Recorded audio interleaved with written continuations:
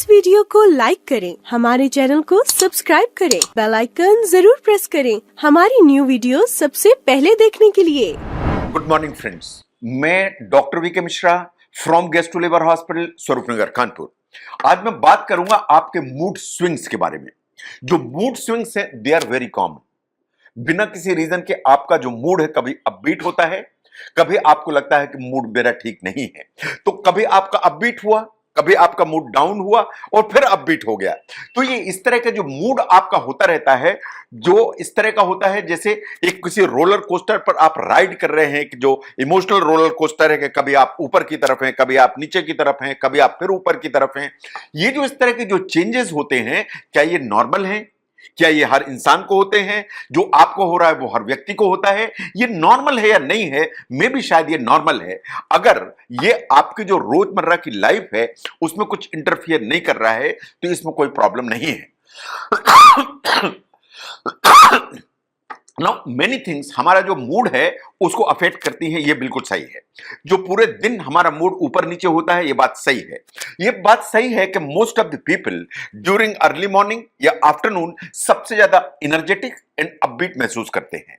ये बात सही है कि इवनिंग टाइम में आपकी एनर्जी का लेवल लो होता है, आपको नेगेटिव फीलिंग्स ज्यादा आती हैं। इन आप आफ्टरनून में अपेक्षाकृत अपने आप को डल महसूस करते हैं। ये जो मूड में शिफ्ट होते हैं ये कभी कभी मेंटल इलनेस की तरफ इंडिकेट करते हैं। इसलिए मैं चाहूंगा कि इस वीडियो को आप ध्यान से देखें कि जो इस तरह का जो मूड आपका अपबीट और डाउनग्रेड होता है वास्तव में ये नॉर्मल है या आपको किसी प्रोफेशनल हेल्प की जरूरत है। ना ये बिल्कुल बात सही है कि आपको खुद ही पहचानना पड़ेगा कि ये जो बम्पी राइड है कि ऊपर नीचे मूड, ये आपके रोजमर्रे के काम को, आपके रोज के पर्सनालिटी को, आपका जो बिहेवियर है फैमिली में उसको कितना अफेक्ट कर रहा है, उससे ही ये डिटरमाइन हो पाएगा कि आप इसे मैनेज कर पाएंगे या आपको एक प्रोफेशनल हेल्प की जरूरत है। Now what may be the reason? जो सबसे इंपॉर्टेंट जो रीजंस हैं उनको एक एक करके देखिए। Number one is the stress and anxiety. अगर किसी भी किस्म का स्ट्रेस है और एंजाइटी साथ में है तो आपके जो मूड है वो स्विंग्स आर वेरी नॉर्मल। आपका जो डे टू डे की हेसल्स है ये बात सही है कि अनएक्सपेक्टेड सरप्राइज से भरी हुई होती है। आप काम करते हैं, काम करने में इतनी सारी प्रॉब्लम्स होती हैं, इतनी सारी हेसल्स होती हैं। कभी आपको अच्छी न्यूज मिलती है, कभी आपको खराब न्यूज मिलती है। इन ये इस तरह की जो न्यूज आपके सामने आती है ये आपके मूड को ऊपर नीचे चेंज तो करती है। अगर आप सेंसिटिव टाइप के हैं तो इस तरह के जो आपको स्टिमुलाई मिलेंगे ये आपका जो मूड है उसको कभी अप कभी डाउन, कभी अप कभी डाउन, इसको करने की ताकत रखते हैं। तो अगर आप सेंसिटिव टाइप के हैं तो स्ट्रेस एंजाइटी आपके मूड को स्विंग करेगी, कभी ऊपर ले जाएगी, कभी नीचे लेके आएगी। नाउ अगर आप नींद प्रॉपर नहीं लेते हैं तो ये जो प्रॉब्लम है ये आपको बढ़ेगी। इन द सेंस कि अगर नींद की कमी होती है तो ये प्रॉब्लम हमेशा ऊपर की तरफ ले जाती है। अगर ऐसा होगा तो आप अनईजी महसूस करेंगे, आप फियरफुल महसूस करेंगे और आप छोटी छोटी चीजों पर चिंता करेंगे। और ऐसा अगर होगा तो वास्तव में आपका मूड कभी ऊपर कभी नीचे, कभी ऊपर कभी नीचे होगा। एक्चुअली जनरलाइज एंजाइटी डिसऑर्डर की तरफ ले जाता है। अगर ऐसा है तो आपको अपने डॉक्टर से बात करने की जरूरत है। Now second one is the bipolar disorder. इसको बहुत ध्यान से देखने की जरूरत है। जो बाइपोलर डिसऑर्डर है इसमें जो मूड्स हैं कभी ऊपर की तरफ कभी नीचे की तरफ काफी इंटेंस हो सकते हैं। वो इतने इंटेंस हो सकते हैं कि आपको बहुत परेशानी में डाल सकते हैं। जब मूड ऊपर की तरफ होगा इसे कहते हैं मैनिक फेज। जो मैनिक फेज होगा आपका मूड बहुत ऊपर रहेगा, आपके जो विचार है बहुत ऊपर की तरफ रहेंगे, आपको सेल्फ एस्टीम बहुत ऊपर की तरफ रहेगी। आपको ऐसा लगेगा कि मैं तो प्रधानमंत्री हूं, आपको लग सकता है कि मैं तो राष्ट्रपति हूं, आपको लग सकता है कि मुझ में इतनी ताकत है मैं तो हिमालय को हिला सकता हूं।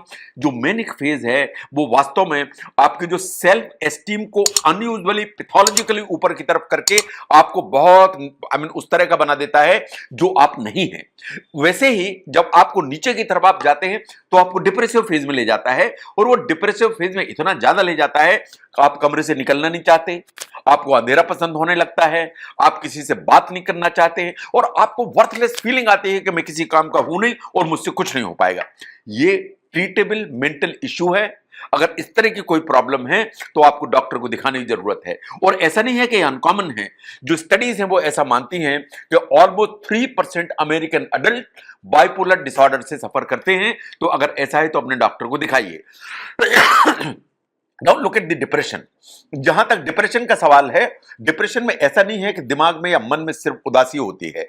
डिप्रेशन में जो मूड है वो स्विंग्स होते हैं, इन द सेंस कि कभी आपको ठीक लगता है लेकिन कभी कभी आपको उदासी ज्यादा होती है, लेकिन कभी भी मैनिक फेज नहीं आता जैसे बाइपोलर डिसऑर्डर में आया था। जो डिप्रेशन होता है उसको अगर आप ध्यान से देखें तो कुछ चीजें ऐसी हैं जो आप इंडिकेट करेंगी तो आप समझ पाएंगे।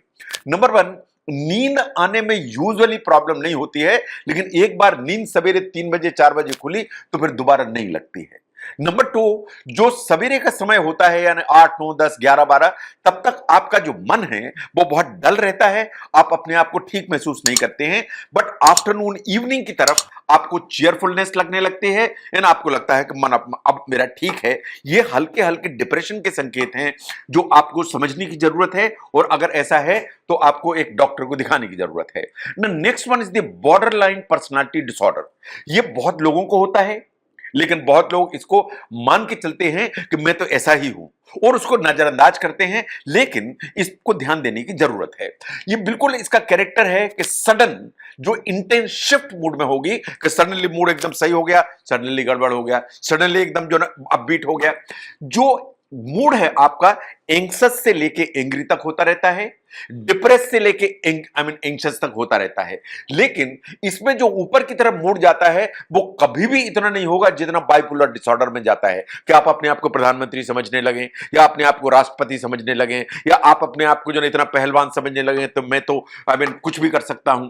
लेकिन ये नॉर्मल पर्सन से आपका जो इस तरह के एक्सपेक्टेशंस या बिहेवियर है वो फर्क होता है। ये बॉर्डर लाइन पर्सनैलिटी डिसऑर्डर में आता है। नो, बॉर्डर लाइन जो पर्सनैलिटी डिसऑर्डर है, कभी कभी ऐसा होता है कि अगर स्ट्रेस ज्यादा होती है तो ये एकदम एक्सेंचुएट हो जाता है। अगर ऐसा है तो प्रोफेशनल हेल्प लेना या मनोवैज्ञानिक डॉक्टर को दिखाना ये हमेशा एडवाइजेबल है। तो इसलिए बॉर्डर लाइन पर्सनैलिटी डिसऑर्डर है तो एक मनोवैज्ञानिक डॉक्टर को दिखाइए, थोड़ी सी प्रोफेशनल हेल्प मिलेगी, ये समस्या ठीक हो जाएगी। Now look at the ADHD या attention deficit hyper activity disorder. Now जब भी हम ADHD की बात करते हैं तो जनरली हम बात करते हैं कि ये प्रॉब्लम होती है बच्चों में। मूड स्विंग्स होते हैं, हॉट टेम्पर्स होते हैं, जब बच्चा बहुत मचलता है, गुस्सा करता है, मेरा बच्चा तो दीवार में सिर मारने लगता है, गुस्सा आती है, तो ये हॉट टेम्पर्स हैं। मूड स्विंग्स होते हैं, कभी जो ना हंसने लगता है, कभी खेलता है, कभी मचल जाता है, ये मूड स्विंग्स हैं बेसिकली। ये इजीली फ्रस्ट्रेट भी हो जाते हैं, तो बच्चों में इस तरह की प्रॉब्लम्स वेरी कॉमन। लेकिन जो ADHD है सिर्फ बच्चों में नहीं है, ये एडल्ट्स में भी होती है। एक रेस्टलेसनेस की फीलिंग आना, एक impulsive behaviour and unable to focus, कि एक चीज पे फोकस नहीं कर रहे, बार बार मन इधर जाता है उधर जाता है। इंपल्सिव बिहेवियर है, आप रुक ही नहीं पाते, एक ख्याल दिमाग में आए तो उसी के पीछे दौड़ गए, अभी उसको कंप्लीट नहीं किया है दूसरे विचार की तरफ दौड़ गए। ये इस तरह का जो इंपल्सिव बिहेवियर है ये एक्चुअली ADHD का इंडिकेशन है। ये एडल्ट्स में भी होता है और आपको लगता है कि ये इस तरह का जो बिहेवियर है ये आपकी प्रोफेशनल लाइफ को परेशान कर रहा है, तो इट इज बेटर कि किसी डॉक्टर को दिखाएं एंड इसके लिए थोड़ी सी मेडिसिन लें, ये करेक्ट हो जाएगा। नेक्स्ट नाउ, अगर हम हार्मोनल चेंजेस की बात करें तो ये बात सही है कि हमारे बहुत सारे जो इमोशंस हैं वो हार्मोन से जुड़े हुए हैं। जो सेक्स हार्मोन्स हैं वो हमारे इमोशन से टाइड है। जो हार्मोन के लेवल ऊपर नीचे होते हैं वो हमारे बिहेवियर को बहुत ज्यादा अफेक्ट करते हैं। कभी आपने देखा कि जो टीनेजर्स हैं उनको आप डिस्क्राइब करते हैं कि ये तो बड़ी मूडी होते हैं, या जो टीनेजर होता है बड़ा मूडी होता है। क्यों मूडी हो जाता है टीनेजर? इसलिए कि उसके बॉडी के अंदर हार्मोनल चेंजेस हो रहे हैं, उसके अंदर टेस्टोस्टेरोन ऊपर की तरफ जा रहा है, उसके अंदर एस्ट्रोजन ऊपर की तरफ जा रहा है। तो इस तरह के जब हार्मोन्स, पर्टिकुलरली सेक्स हार्मोन्स ऊपर नीचे जाते हैं, उसके चलते आपका जो बिहेवियर है, आपके जो मूड्स हैं वो जरूर जो ऊपर नीचे होते हैं। ऐसे ही जो फीमेल्स में, चाहे हम प्री मेंस्ट्रुअल सिंड्रोम की बात करें, चाहे प्रेगनेंसी की बात करें, चाहे मेनोपॉज की बात करें, इसीलिए मूड में चेंज होते हैं क्योंकि हार्मोनल चेंज होने लगते हैं। मेल्स में भी जब टेस्टोस्टेरोन ऊपर नीचे होता है तो यह प्रॉब्लम क्रिएट होती है। नाउ, अगर मूड स्विंग होते हैं तो आपको क्या करने की जरूरत है? अगर आपको लगता है कि मूड स्विंग आपके जॉब में आपको परेशान कर रहे हैं तो यह चिंता की बात है। अगर आपको लगता है मूड स्विंग आपकी जो पर्सनल लाइफ या रिलेशनशिप्स को अफेक्ट कर रहे हैं, ये वास्तव में परेशानी की बात है। आपको लगता है कि आपके अदरवाइज जो लाइफ है उसमें आपके जो मूड स्विंग्स हैं वो ज्यादा परेशानी का सबब बन रहे हैं, तो आपको ध्यान देने की जरूरत है। और आपको लगता है इसे आप करेक्ट नहीं कर पा रहे हैं, तो मैं आपको सलाह दूंगा कि आपको एक मनोवैज्ञानिक डॉक्टर को दिखाने की जरूरत है, क्योंकि ये कुछ तरह की प्रॉब्लम है कि इसे आप चाहें तो बहुत थोड़े से ट्रीटमेंट से कम समय में ठीक करा सकते हैं। इसके अलावा अगर आप रोज एक्सरसाइज करते हैं, आप रोज वॉक करते हैं, पर्टिकुलरली आप नेचर में वॉक करते हैं, अगर ये काम आप करते हैं तो मूड स्विंग्स की जो एक फ्रीक्वेंसी है वो नीचे की तरफ आएगी। अगर आप इतनी एक्सरसाइज करते हैं तो आपको एंजाइटी एंड डिप्रेशन का लेवल नीचे की तरफ आएगा। इसलिए कि जब आप वर्कआउट करते हैं, वॉक करते हैं, उससे आपकी बॉडी के अंदर एंडोर्फिन्स की जो मात्रा है वो बढ़ती है। एक्चुअली ये फील गुड हार्मोन्स हैं जो आपको फील गुड फीलिंग देते हैं, तो जो मूड स्विंग्स हैं उसको स्टेबलाइज करने की ताकत रखते हैं। इनसे आपकी स्लीप की क्वालिटी बेटर होती है। अगर आप कोई म्यूजिक सुनते हैं उससे भी फर्क पड़ता है। तो अगर आप ये करेंगे तो इससे भी आपको फर्क पड़ेगा। तो जहां तक मूड स्विंग्स का सवाल है, मूड स्विंग्स को आपको नजरअंदाज करने की मैं सलाह नहीं दूंगा।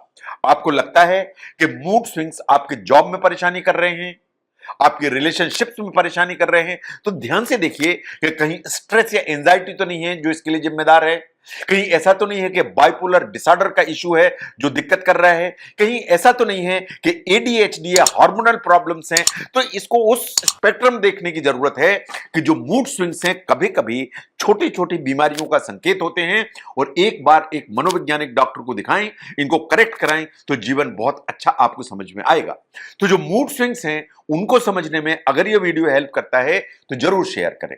मैं doctor V K Mishra from Gastro Liver Hospital, Swaroop Nagar, Kanpur. Thank you very much.